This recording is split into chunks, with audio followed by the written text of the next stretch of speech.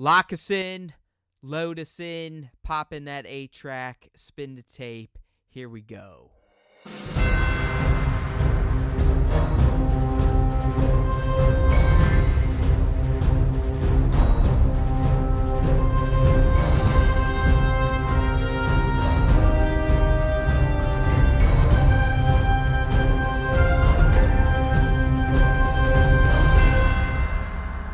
Hey now everyone, welcome back to the Star Wars Time Show, and it's not the regular Star Wars Time Show, it's the Resistance Recap spinoff. That's right, my friends. Star Wars Resistance has returned from its mid-season break. We got a new episode to check out on January 13th, so Nick and I watched it.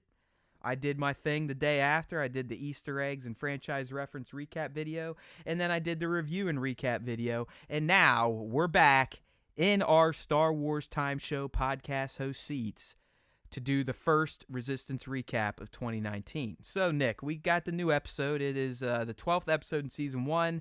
I guess if you're really keeping score, it's technically 11 if you didn't consider the pilot to be 2 episodes. I don't know anymore. I see the episode count different here, different there, over there, under there. Who knows? We're going with it was the 12th episode. It was titled Bibo.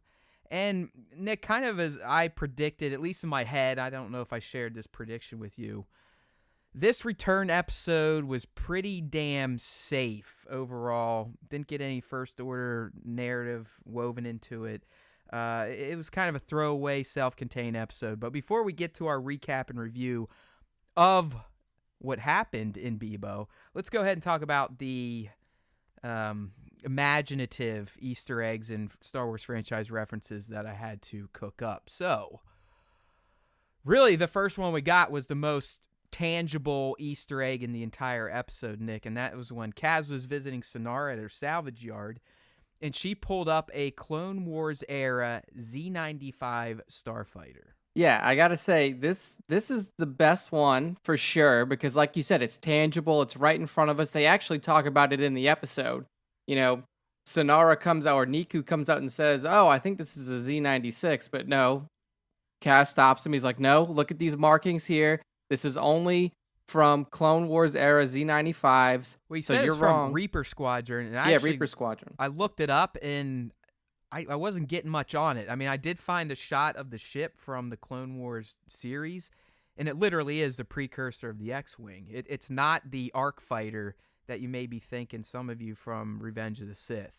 It's legitimately a twin engine with wings, with the pointed nose. I mean, it for all intents and purposes, it's like X-Wing prototype.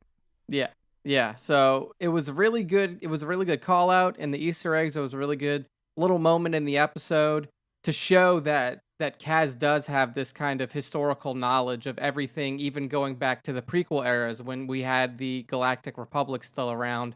Not only, the rebellion and the imperial period of the galaxy. So he knows his shit, and he showed it. Did you notice how when he mentioned everything he knew about that ship, that Sonara was like, yeah, this guy's definitely... Yeah. He's definitely not some dumbass mechanic working on Team Fireball. That was kind of one of the themes of this episode that we're going to get to in the recap and review. It's kind of Sonara coming into the realization that, she was probably not rescued by just some random pilots and then, Kaz and Yeager or Kaz and Poe brought her back. Like she was probably saved by Kaz. But I think this Easter egg was definitely the strongest one in the 5 that you were able to dig up here. And you're right in saying that you got a little imaginative here. You had to reach really far down into the bowels of Star Wars to pull out the next 3, dude. My asshole was getting tight watching this episode going, I mean, what the hell am I going to do on Monday? I mean, we're going to have like a 30-second video, but as with all things Star Wars Resistance Easter egg hunting, I definitely reached. So the next one here. So the Colossus is under attack from this big-ass sea monster. So its security droids go into effect. And one thing I noticed while watching it, actually while listening to it and watching, is that these security droids have identical sounding arm lasers to the B2 battle droids. So yes, a reach, but if they even I even was looking when I was looking up images for the B2s and then looking at these security droids. These security droids, you could argue, are based off of the B2 battle droids because I mean their arms are almost identical in design. They have the the forearm mounted lasers that they were shooting that sound like the B2 battle droids. So again, a stretch, Nick, but there's definitely some concrete similarities between the Colossus security droids and what we used to see in the Clone Wars era with the B2s. Yeah, it almost looks like these new Colossus security droids are like B2s, except they had the top half of their body kind of reshaped. They're Yeah, definitely a little bit more square. you're exactly right. Their torsos are much wider. They're wider in Mhm. the shoulders, and they don't have that defined B1 on steroids head that the B2s had. I mean, Exactly. it's more of a traditional robot head where it's like R2, which is fucking lights and sensors. Yeah. So it was a good call out, and I mean, like I said, Matt. Not only did Matt identify that the sound was the same, but he was also able to identify the droid and pick out the movie. So I mean, if anybody ever had a doubt here about these Easter eggs or where they're coming from, I mean, you can rest assured that Matt knows what he's talking about. So just take this one into account, and then as we move on to number 3, keep in mind that Matt has a very keen ear.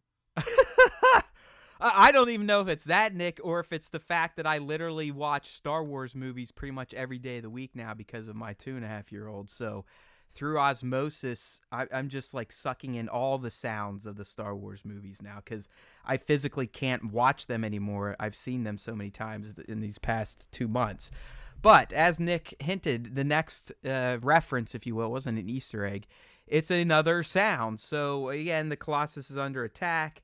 Kaz reveals to Sonara that they have a pirate alarm, and when they pull it, what do you know? It makes the exact same "we're under attack" alarm that you hear when the Death Star is under attack in A New Hope, and I also believe at the very end in Return of the Jedi. It's basically that, oh shit, the ship's going down alarm, like, raw, raw, raw. Yeah. Yep. It's Not like that at all, but something like that. Yeah, exactly. Like I can hear it in my head now. I mean, like as soon as I saw this reference, and I had watched the episode, and of course, Matt just has the mind of a true Jedi master. Like I watched the episode, maybe somewhere deep in my subconscious, like it clicked to me that this sound was the same sound as the one from the Death Star. But like when I read this statement, I can hear that alarm in my head, and I know exactly what he's talking about. And I mean, it is something cool like this, and this is just another thing that we can point to with the creators of the show, with the writers, sound designers, everybody involved. They take the extra time to do stuff like this because they could have just taken any old sound, any old alarm sound from a fucking car or a house alarm and shoved that in here for the Colossus pirate alarm sound, but they chose to take the one that's the same one as the Death Star. So I mean, it shows the level of care that's put into the show. Kind of a tangent here in terms of me picking up audio cues while watching Star Wars type of stuff. One thing that I now listen for in every Star Wars movie, and I don't know if you do it too, is the Wilhelm screen. Oh yeah, I You mean know what I'm know talking it. about? Yeah, yeah, yeah. It Like comes it's up. that I mean, over exaggerated yeah, when they get shot or fall or whatever. yeah, yeah. I mean, it happens big I'm time pretty on sure the it's in fucking. every single Star Wars movie. Like George made it a point. I mean, George didn't start it. The Wilhelm is actually from a 1951 film called Distant Drums. But it's shown up. It's now become a stock sound effect that has shown up in at least 389 films and television series. Yeah, I mean, at this point, just the term Wilhelm scream, like movie enthusiasts will know, and you'll be able to, like, again, you'll hear it in your head as soon as you It's hear almost the. guaranteed to show up in sci-fi movies. Yeah, Like yeah. guaranteed, you're gonna get it. I mean, to me, the one that's the easiest to pick out and the most recognizable within the original trilogy for Star Wars was when they were fighting on Jabba's cruise, like on the pleasure barge, like Oh when yeah. they were outside and Luke's about to get Well, doesn't dropped in the Boba do it Sarlacc pit. right? Yeah, I think so. I think it is Boba when he gets hit. You can hear he makes the fucking iconic sound. It's I'm either on that or WilhelmScream.net, and it's literally just a site with a button on it that plays the Wilhelm screen. It's the greatest thing ever. yeah. That's what the internet is, people. You can find this shit. Oh!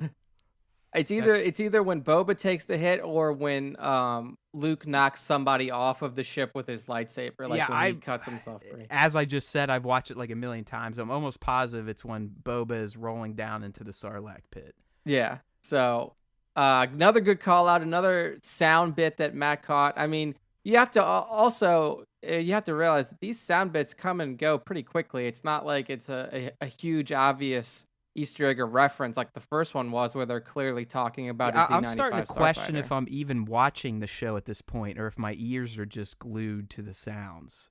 Yeah, I mean, typically, I'm catching it either during my day at work or like after it has aired already. So I'm doing a little bit more listening than watching sometimes, but you definitely like honed your senses when you watch the show. Well, I like I feel like said, you dude, go I in. had the stretch on this one, so maybe I did just kind of subconsciously is like, all right, it's time to rely on other senses but the eyes because this episode is coming up short on the Easter eggs. So, Yeah. anyways, what we're talking about, Doza, the Colossus is under attack. Doza sends out the Aces to go fight the sea monster. And I guess Hype is their leader. I didn't know that. I figured Tora would Tor. be, but whatever. So Hype's their leader. He's the one making the calls out. I mean, what do they call him? Ace One or something like that? Yeah. Everyone's got to have call signs in Star Wars. But he's given the green light from Doza to use their missiles, and lo and behold, when they shot their first volley, I was like, "Fuck! I know exactly where that comes from. Let me think a bit. Let me think. Ding, ding, ding. That's the sound it made when Anakin shot his proton torpedoes from the Naboo starfighter within the belly of the Trade Federation starship." Yep. And I actually went to the movie, queued up the scene to make sure, but again, dead on. So the Aces used the same missiles as Anakin Skywalker. Look at that. I mean, that's a pretty good find too. I mean, again, like all of these audio cues are just amazing. And I don't know. You think they use the same missiles? You think it is, or is it just maybe I they're don't know. made by I the think it's a same? fact of everyone just kind of using Ben Burtt's sound library from Yeah, the 6 movies he worked on. I mean, Ben Burt is the godfather of Star Wars sound effects. I'm not sure if people know that. I mean, we have John Williams. He's the godfather of Star Wars scores. But Ben Burt, I mean, he's the guy that came up with Vader's breathing, the sound of lightsabers, the sound of the blasters, you name it.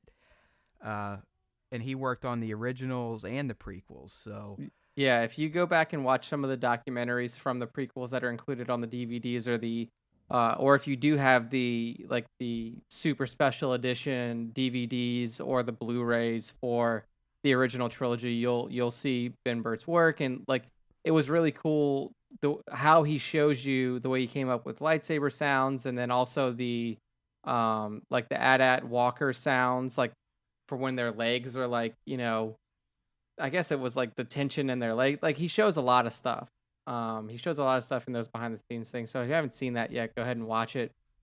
Really cool information on how, I mean, basically how he was able to bring to life sci-fi sound effects like we've never really heard them just with before. common bullshit. Yeah, I mean, I forget what the lightsaber sound is, but it's just it some dumb was. shit. I think it was like one of them. Okay, maybe this wasn't the lightsaber, but one of them was like he took a metal rod, like some sort of like it was a solid metal rod, and he tinged it against one of the taut wires that attaches to like a light pole. Like, those like really tight metal wires that go all the way down on the ground. Like he tapped on that and it made this Okay, I got it. incredibly, yeah. Ben Burt created the lightsaber sound. It was a combination of the hum of idling interlock motors in an aged movie projector and interference caused by a television set on shieldless microphone.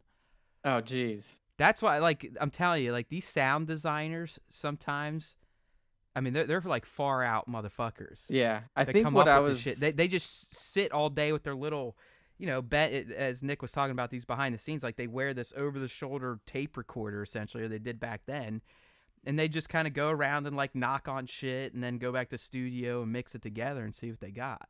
yeah. I think the sound that I was describing might have been one of the blaster sounds.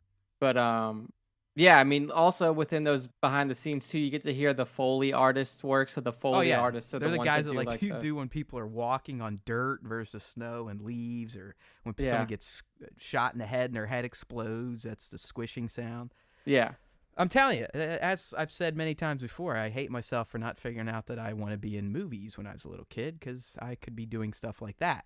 yeah. But Too late for both of us now. day late and a dollar short on that one, my friend. So back to the Resistance recap.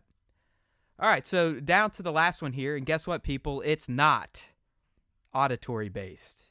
That's right. We actually got a shot here. I'm almost going to call this one an Easter egg. But near the end, not the very end closing shot, that was actually kind of a little funny moment between Kaz and Neeku.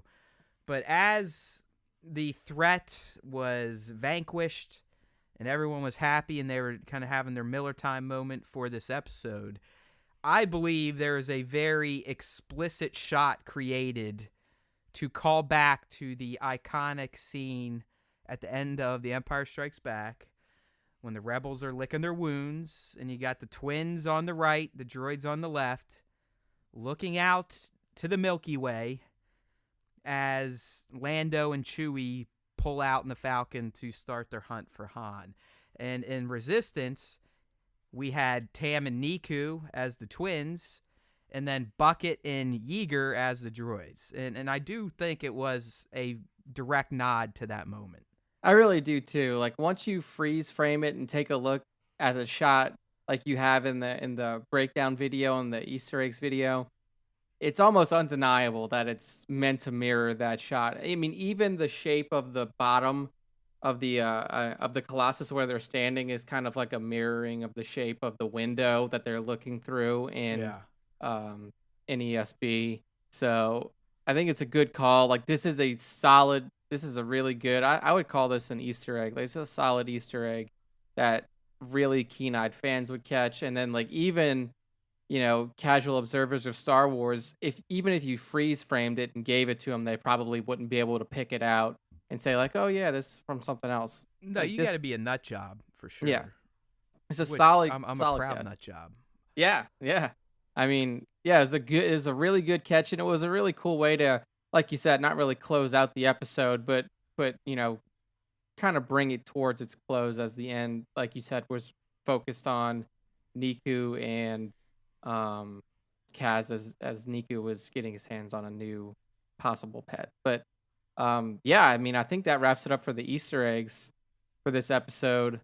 So do we wanna give our opinions and kind of break down this Let me episode? just do like a quick minute recap. I think I can get done real quick, and then we can start tearing into it. Okay. Because we both definitely have opinions about this episode. I mean, we're not going to be trolls and get all upset, but it's exactly what I thought it would be, and that's a very self-contained episode. I mean, a very safe self-contained episode. Didn't really add anything to the overarching First Order plot, which I expected, but outside of that, it was pretty ho hum. So, anyways, again, this is season 1, episode 12. It was titled Bibo, after one of the characters that was introduced. Okay, excuse me. So, it begins with Kaz and Neeku visiting Sonara, who's still on the Colossus. Remember, she's the pirate that Kaz and Poe saved when they found that derelict ship a few episodes back, brought her back to the Colossus.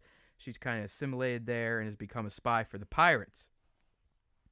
So, what happens in this interaction, the whole point for the scene was for Neeku to befriend this little ocean slug that they find at Sonara's salvage yard.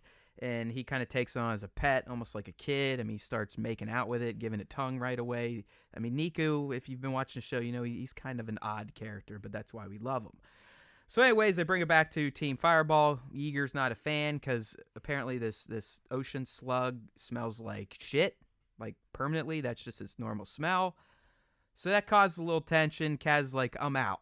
He goes back to Sonara, but that's because I think he wants to see her naked.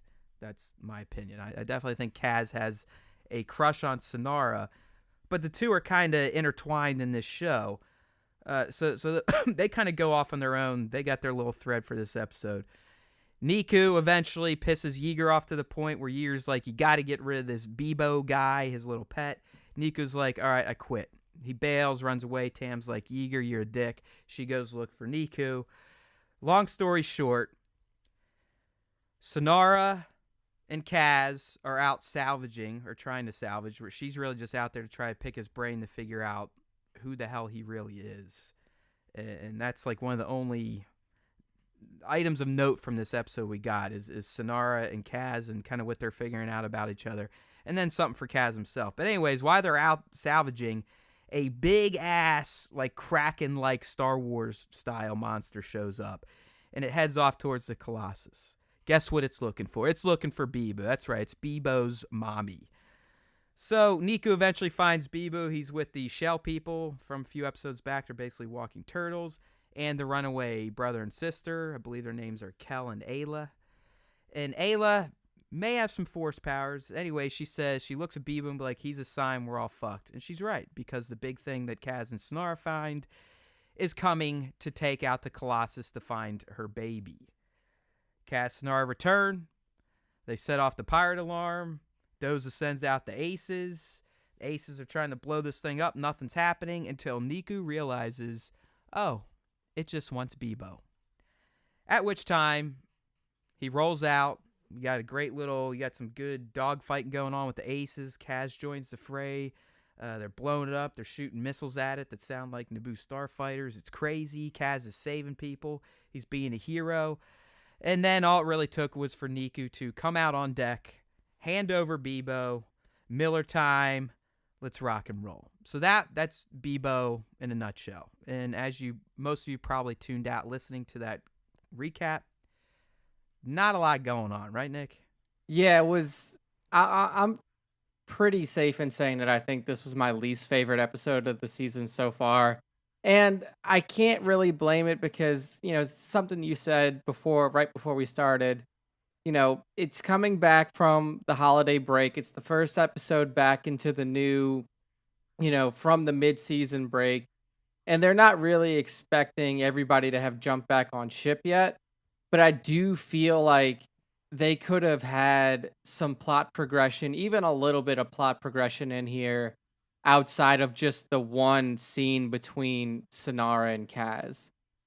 Just anything, even if it's a conversation between Doza and one of the First Order, troopers, whether it be Commander Pyre or Major Von Reg or Captain Phasma, any of those would have been really cool. Another good plot point to forward that First Order storyline that we all have kind of gotten wrapped up in.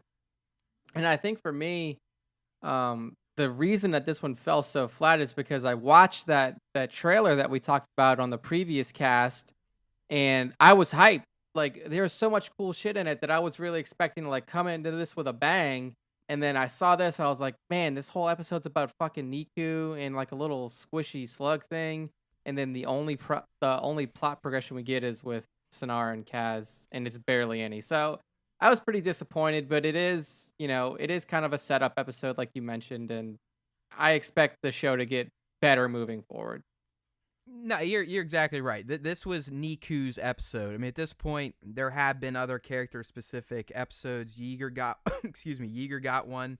And honestly, Yeager's episode with his brother, that was the other kind of self-contained episode of Resistance from this first season that I can remember. I mean, it didn't do shit for the First Order plot, kind of like this one. I believe Tam had a bit of a one, like her and Sonara kind of opened up to each other a bit. Mm-hmm. Yep. But this was, I mean, Nick's right. This was Neeku's episode. He was the star. Everyone kind of took a back seat. It was really just Tam and Neeku kind of got the spotlight over Kaz, because I mean, Kaz usually gets it. Sorry, people, I'm still kind of dealing with some of this Ebola stuff. But you're right. I mean, it was pretty forgettable. Nothing major happened. Even the Easter eggs we talked about were pretty light. Nothing crazy, nothing mind-blowing. But as we've kind of been saying throughout this Resistance recap, that there were two moments that I think were beneficial to building out the character of Kaz, while also, I believe, foreshadowing events to come later on the season or even into the second season now that we know we're getting one. So the first one is Sonara. We learned that she's still spying for Kragan. I kind of thought after the last pirate attack where she was seeing people getting blown up, people she's been living with, she might have kind of moved away from that, but no, she's still dedicated to the pirate cause. And she's probably one of the more interesting non-mains this season. They've introduced another non-main. That's the guy that Elijah Wood's voicing. I forget his name at this point in the show. He's that rival racer that him and Kaz kind of have a thing going right now.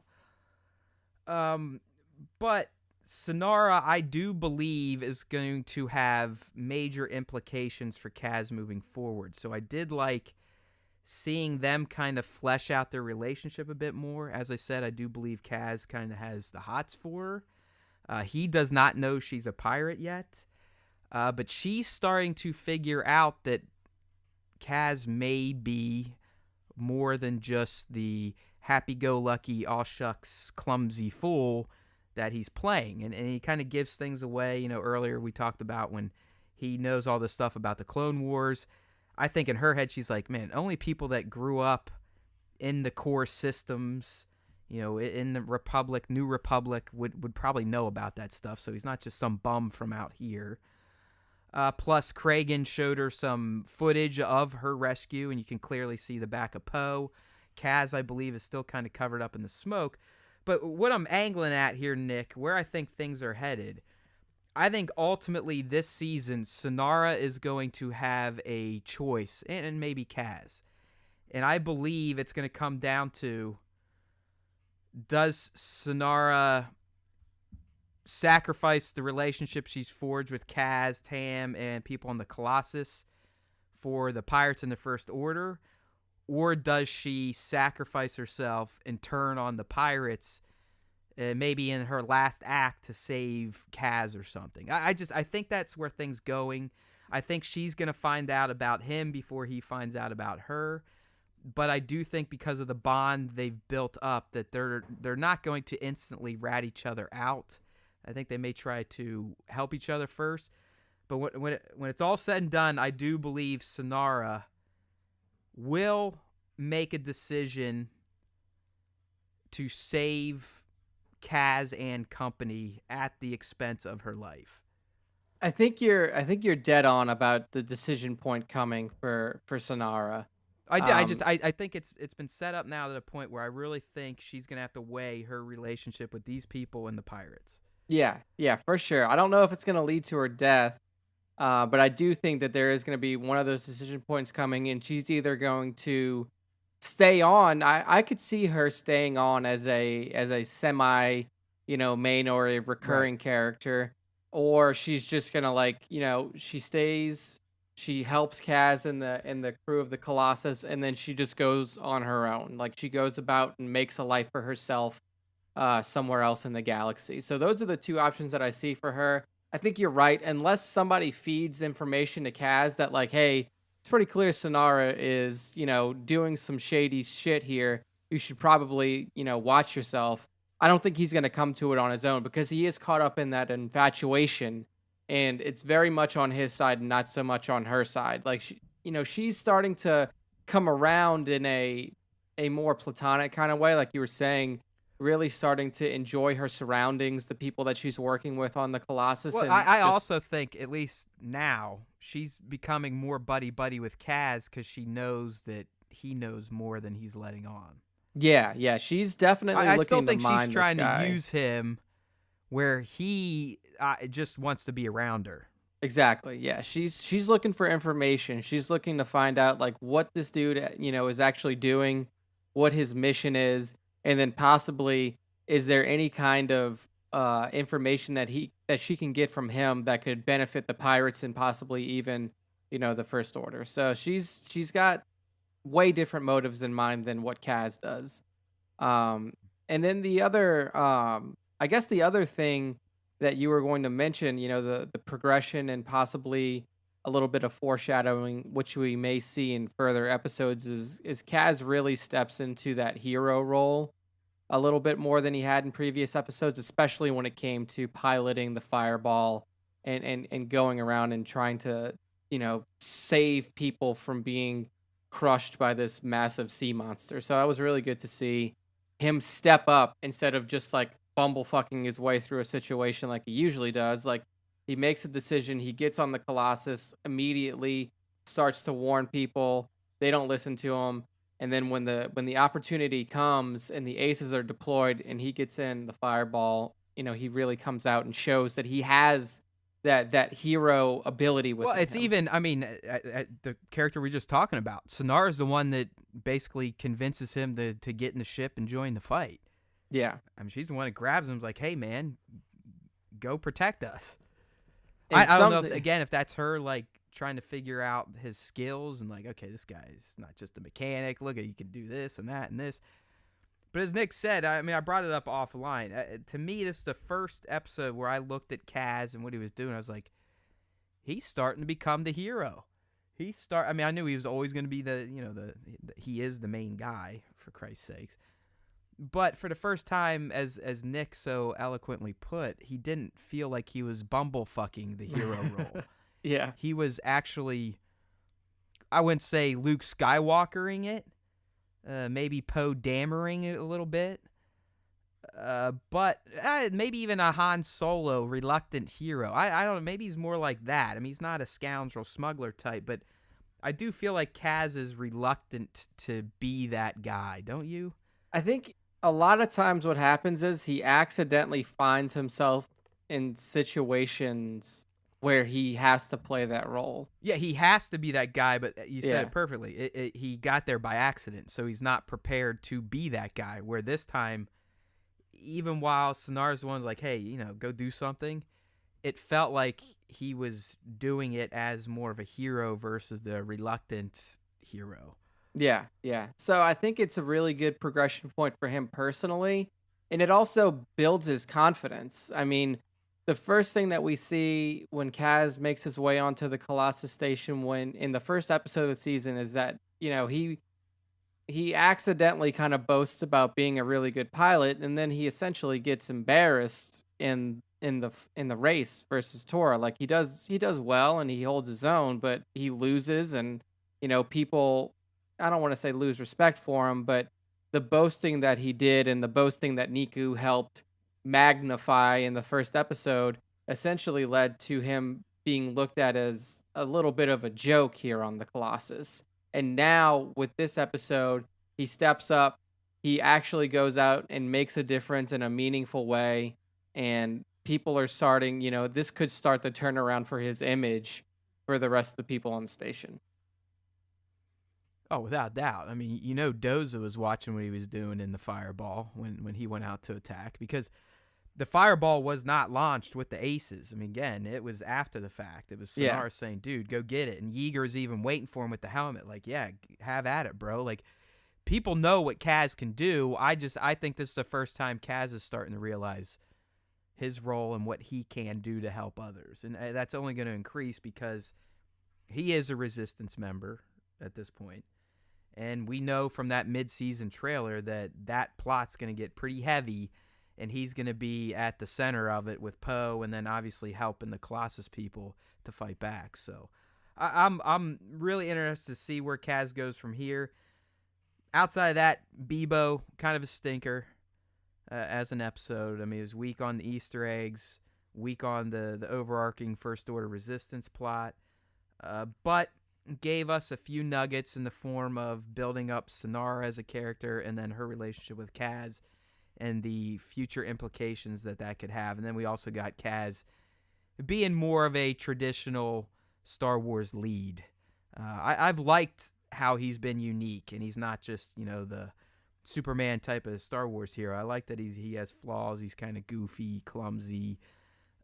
But I do see him changing a bit, getting a little more responsible, being more of someone that people look to be heroic. And I think we'll see that play out as this season continues and into season 2, which at this point, now that we know what we know, and the fact that this season should at least end up right where the end of Force Awakens kind of happens, I'll be interested to see what we're going to get in season 2. I mean, is it going to carry on into some Last Jedi type of narratives? Because remember, those movies are literally hours apart. Yeah, it's Hours very apart. possible. It's very Hours possible that apart. we can see some sort of crossover between the two, between 7 and 8 here, because there's not a lot of space to work. Once you get to I that know, Huck's dude. speech that we see in the trailer, you don't have a lot of ground to cover. So I mean, if that doesn't happen in the last episode of the season, then like, are the rest of the episodes going to happen over less than a day's period of time? Like, what are we talking about here? Oh, Like, how or, I does mean, this? honestly, and I don't know. I mean, from that trailer, it looks like the Colossus eventually takes itself underwater. So who knows if they just sink it so the First Order doesn't get it. But, I mean, the show could live on. I mean, I think we could accept that the Resistance had a spy out there that survived essentially the genocide of the Resistance in Yeah, TLJ. yeah, But like Nick said, it may have to continue on into TLJ timeline and beyond if they keep it going. And quite frankly, I'm okay with that.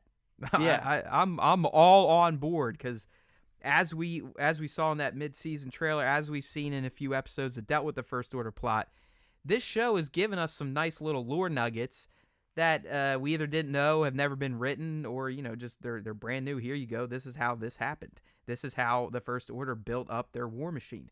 This is how they made Starkiller Base. I like that type of stuff. And the cool thing that could happen here is if we continue on into TLJ timeline, then we can get some fantastic context as to what is happening behind the scenes for the Resistance, while this Right. Why whole no one fields just Leia's call for help? Shit yeah, like that. I yeah, mean, while the whole situation of TLJ is going down, like what's happening, and then even, if it continues on and we stretch into the period between episode 8 and 9, like we already talked about, there's a year period of time between these two movies. If this show could fill in context there, I mean, then this could be really fantastic in terms of the amount of content that we get in the context that it gives to the live action films. So I think that this show has a good future ahead of it, as long as people keep watching it, and Disney still sees the value in telling these stories. yeah. I mean, this one a bit of a stinker, but in the end, it's still fun. It's a Star Wars show, animated Star Wars show. I think young kids would obviously probably get a kick out of it because it had a lot of slapsticky, hijinksy stuff. So get with it, people. Get on the Resistance. Trust me, it's worth it. If anything, just keep coming back and listening to us talk about it and checking out our recap videos that should debut on StarWarsTime.net every Monday after a new episode of Star Wars Resistance. All right, buddy, I think we have recapped, reviewed, and Easter egged this shit out of Bibo, and it's time to put it to bed. Let's move on. I'm anticipating the trailer and synopsis for episode 13, probably tomorrow or Thursday. That's typically when Disney's PR drops that stuff, so we'll get it up on StarWarsTime.net when it does. But make sure to stay tuned to the Star Wars Time Show podcast. You can get us on iTunes, Google Play, Android, email, RSS, YouTube. I mean, at some point in time, we're going to figure out how to deliver it to you through the fucking Force. But for now, just go to StarWarsTime.net. You won't miss any shows. You can get all the subs in, follow us this place, that place, whatever place. We just want you to listen. We want your feedback. We want your subs, your follows, your likes, your loves, your hate. It doesn't matter. We'll take it all. We just want you to love us. Until next time, my friends, may the Force be with you always.